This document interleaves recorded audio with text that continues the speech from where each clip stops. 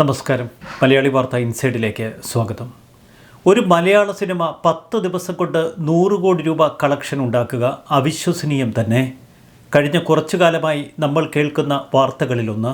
കേരളത്തിലെ മൊത്തം തിയേറ്ററുകളുടെ കണക്കും ഒരു സിനിമ അതിലെത്ര എണ്ണത്തിലോടി എന്നൊക്കെ പരിശോധിച്ചാൽ മനസ്സിലാക്കുന്ന കാര്യമാണിത്.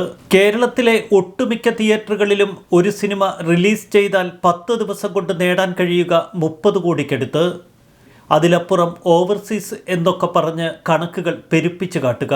മലയാള സിനിമകൾ ഇന്ന് നിരത്തുന്ന കണക്കുകൾ കേട്ടാൽ തലയിൽ കൈവച്ചു പോകും. അന്യനാട്ടിൽ നിന്ന് കോടികൾ കൊയ്തെടുത്തു എന്ന നിലയിലാണ് അവരുടെ പ്രചരണം. എന്നാൽ ഇതിൻ്റെ മറവിൽ വൻതോതിൽ കള്ളപ്പണം വെളുപ്പിക്കുന്നുവെന്നാണ് ഇ.ഡി. കണ്ടെത്തിയിരിക്കുന്നത്. ഇതാ കൊച്ചി അരിച്ചു പെറുക്കുകയാണ് എൻഫോഴ്സ്മെന്റ് ഡയറക്ടറേറ്റ്. മലയാള സിനിമയുടെ തിളക്കമുള്ള വിജയകഥകൾ കേട്ട് ഇപ്പോൾ NRIക്കാർ ക്യൂ നിൽക്കുകയാണ് കൊച്ചിയിൽ. പുതിയ സിനിമാ നിർമ്മാണത്തിന് പലരും താൽപ്പര്യം പ്രകടിപ്പിക്കുന്നു. എന്നാൽ ഇതിൻ്റെ പിന്നാമ്പുറങ്ങളിൽ ഞെട്ടിക്കുന്ന പലതുമുണ്ട് എന്ന വസ്തുതയാണ് എൻഫോഴ്സ്മെന്റ് ഡയറക്ടറേറ്റ് അന്വേഷണത്തിൽ വ്യക്തമാകുന്നത്.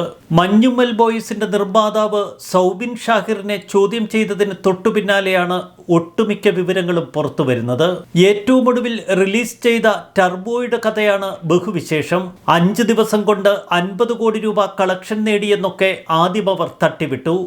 എന്നാൽ ഇ.ഡി. കളത്തിൽ നിറഞ്ഞതോടെ 50 കോടി ആവിയായി 30 കോടിയിലെത്തി. പിന്നീട് അവരുടെ കളക്ഷൻ വാർത്തകൾ കേൾക്കാനേയില്ല. 50 കോടി കിട്ടിയെന്നൊക്കെ പറഞ്ഞ് കേക്ക് മുറിച്ചവർ എവിടെ എന്ന് സമൂഹ മാധ്യമങ്ങളിൽ ചിലർ ചോദിക്കുന്നു.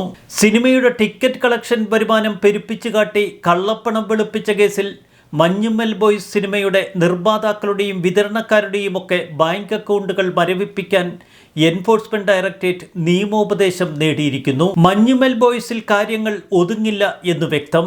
കഴിഞ്ഞ 5 വർഷത്തിനിടയിൽ കേരളത്തിൽ പ്രദർശന വിജയം നേടിയ മുഴുവൻ സിനിമകളുടെയും സാമ്പത്തിക വിവരങ്ങൾ ശേഖരിക്കാൻ ഇ.ഡി. ഒരുങ്ങുന്നു. സിനിമകളുടെ നിർമ്മാണ ചെലവ് സംബന്ധിച്ച പൂർണ്ണ വിവരങ്ങൾ ശേഖരിക്കാനാണ് ഇപ്പോൾ എൻഫോഴ്സ്മെന്റ് ഡയറക്ടറേറ്റിന്റെ നീക്കം.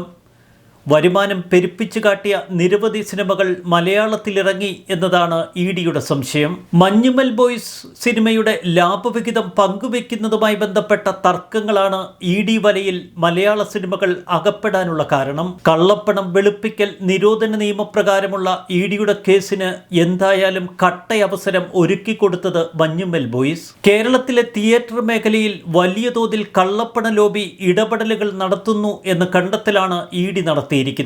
ഇത് സംബന്ധിച്ച വിശദാംശങ്ങൾ 2 സിനിമാ നിർമ്മാതാക്കളാണ് എൻഫോഴ്സ്മെന്റ് ഡയറക്ടറേറ്റിന് കൈമാറിയത്. കൂടുതൽ വിവരങ്ങൾ വരും ദിവസങ്ങളിൽ പുറത്തുവരും. കൊച്ചി കേന്ദ്രീകരിച്ച് കള്ളപ്പണം വെളുപ്പിക്കലിന് വേണ്ടി ഒരു പ്രത്യേക മാഫിയ സംഘം സിനിമയുടെ മറവിൽ പ്രവർത്തിക്കുന്നു എന്ന് എൻഫോഴ്സ്മെന്റ് ഡയറക്ടറേറ്റ് സംശയിക്കുന്നു. ചെന്നൈ കേന്ദ്രീകരിച്ചാണ് ഇവരുടെ പ്രവർത്തന മേഖല. വലിയ തോതിൽ കള്ളപ്പണം സിനിമയുടെ പേരിൽ വെളുപ്പിച്ചെടുക്കുന്നു. ചില രാഷ്ട്രീയക്കാർക്കും ഈ മാഫിയ സംഘവുമായി ബന്ധമുണ്ട് എന്ന കണ്ടെത്തലാണ് എൻഫോഴ്സ്മെന്റ് ഡയറക്ടറേറ്റ് കണ്ടെത്തിയിരിക്കുന്നത്. തമിഴ്നാട് കേന്ദ്രീകരിച്ചുള്ള ചില രാഷ്ട്രീയ നേതാക്കളും ഈ മാഫിയ സംഘത്തിൽ ഉൾപ്പെട്ടിരിക്കുന്നു.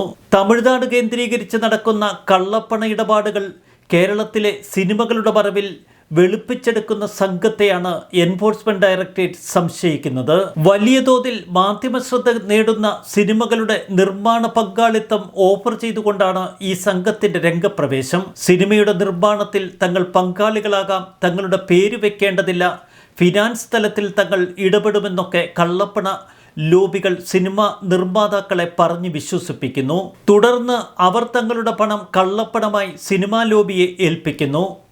സിനിമയ്ക്ക് ശേഷം ഈ കള്ളപ്പണം വെളുപ്പിച്ചതായി കള്ള റെക്കോർഡുകൾ തയ്യാറാക്കി കള്ളപ്പണം വെളുപ്പിച്ചെടുക്കുകയാണ് സിനിമയുടെ മറവിൽ നടക്കുന്നത് എന്ന് എൻഫോഴ്സ്മെന്റ് ഡയറക്ടറേറ്റ് സംശയിക്കുന്നു. ഇത് സംബന്ധിക്കുന്ന കൂടുതൽ തെളിവുകൾ ഇ.ഡിക്ക് ലഭിച്ചു കഴിഞ്ഞു.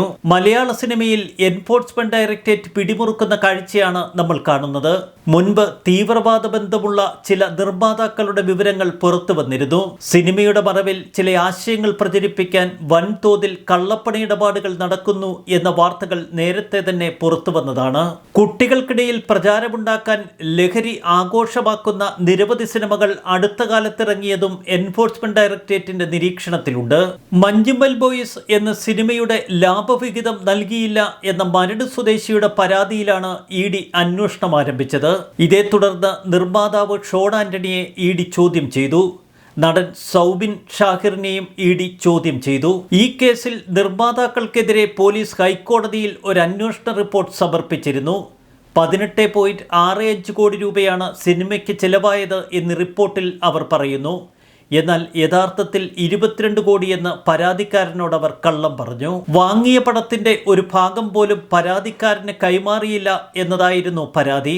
ഷൂട്ടിംഗ് തുടങ്ങുന്നതിന് മുൻപ് ആദ്യ ഷെഡ്യൂൾ പൂർത്തിയായി എന്ന് പരാതിക്കാരനെ വിശ്വസിപ്പിച്ചാണ് അവർ പണം പിടുങ്ങിയതും. ഒടുവിലിത സൗബിൻ ഷാഹിർ അടക്കമുള്ളവർ കുടുങ്ങുന്ന കാഴ്ചയാണ് നമുക്ക് മുന്നിൽ. എൻഫോഴ്സ്മെന്റ് ഡയറക്ടറേറ്റ് പിടിമുറുക്കുമ്പോൾ മലയാള സിനിമയിലെ ചില വമ്പന്മാർ തന്നെ നിലംപൊത്തും എന്ന വാർത്തകളും പുറത്തു വരുന്നു. രസകരമാണ് ഇപ്പോൾ കൊച്ചിയിൽ നടക്കുന്ന അന്വേഷണവും അതിൻ്റെ തെളിവുകളുമൊക്കെ. ന്യൂസ് ഡെസ്ക്, മലയാളി വാർത്ത ഇൻസൈഡ്.